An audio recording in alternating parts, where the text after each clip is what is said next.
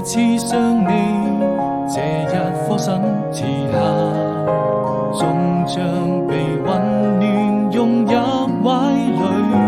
當我們彼此靠近，便不再有距離。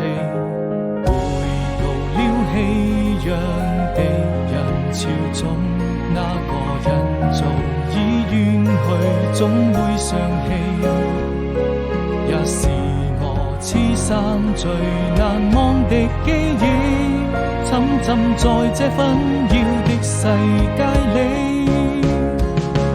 當我逐漸迷失自己，感謝能遇見你，每次擁抱之後卻留下無聲的嘆息。我千萬遍告訴自己，從不想放棄。